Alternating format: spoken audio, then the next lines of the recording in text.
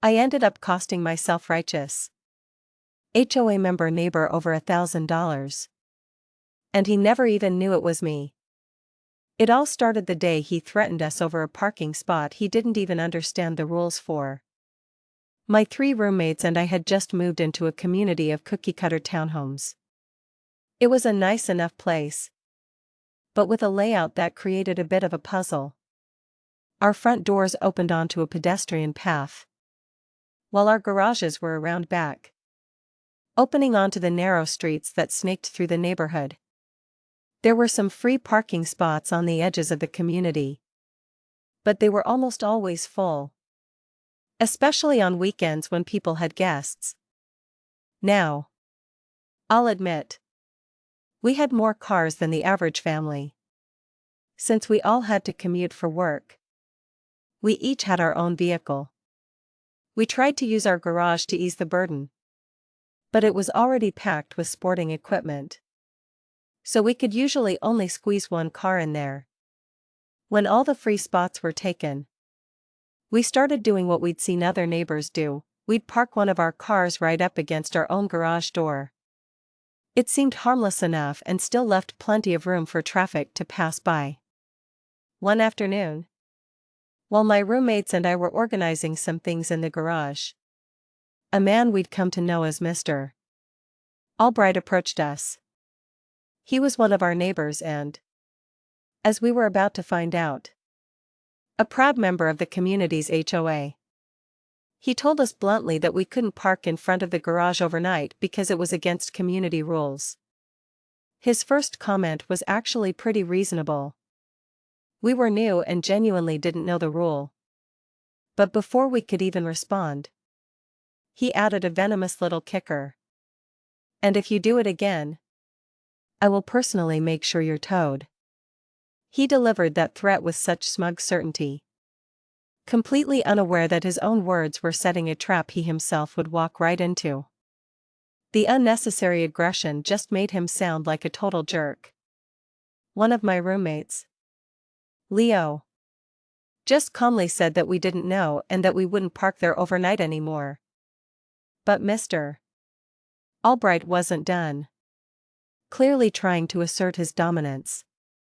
He stared us down and said, "Good. You better not. Because I'll be watching." From then on, we followed his rule. If we parked in front of our garage for a bit during the day, we always made sure to move the car before going to bed. This system worked fine for a while, until one fateful evening.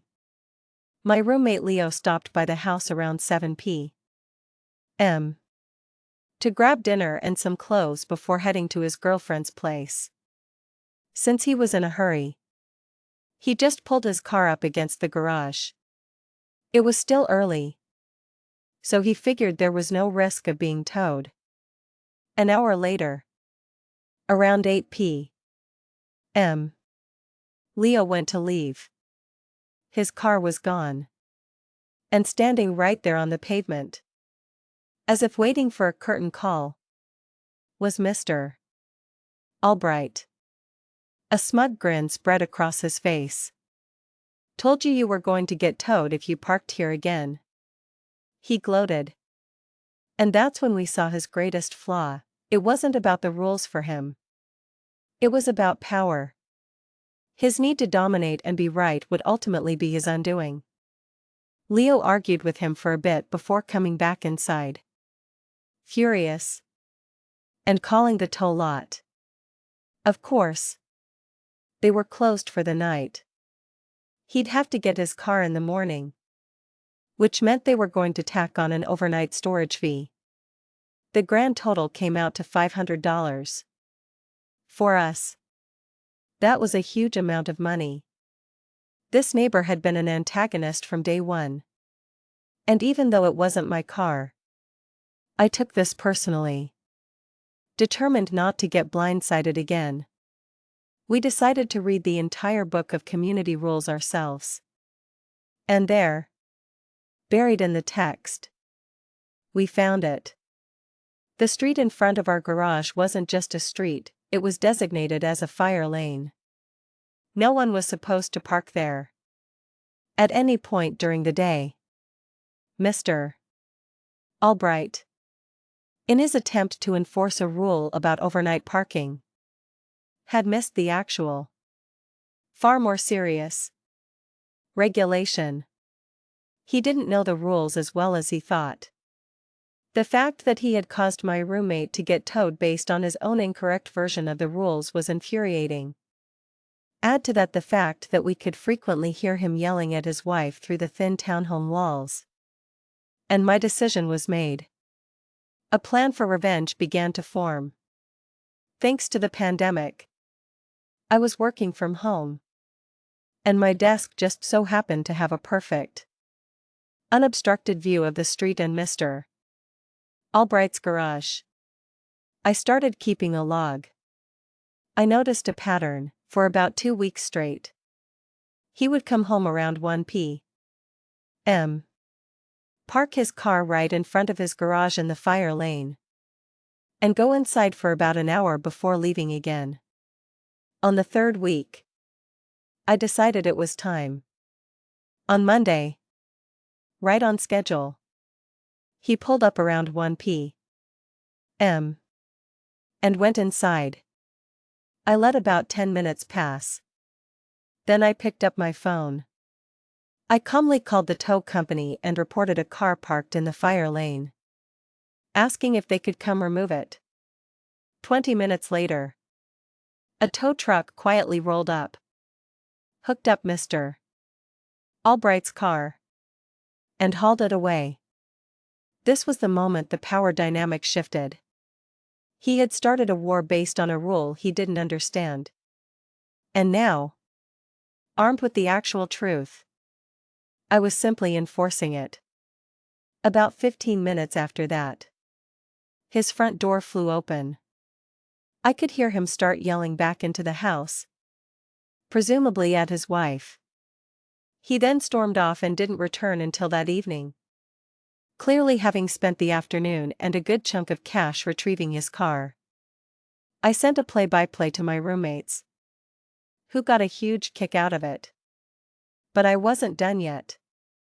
Incredibly, the very next day, the jackass did it again. He parked in the exact same spot.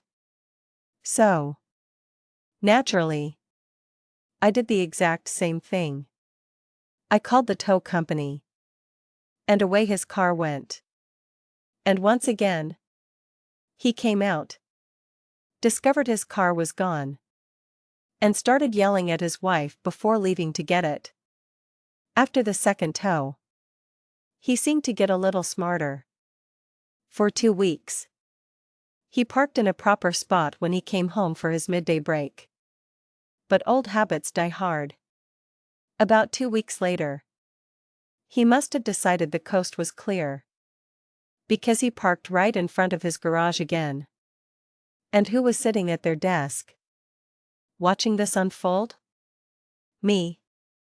Of course. As a concerned resident, I felt it was my duty to call the tow company.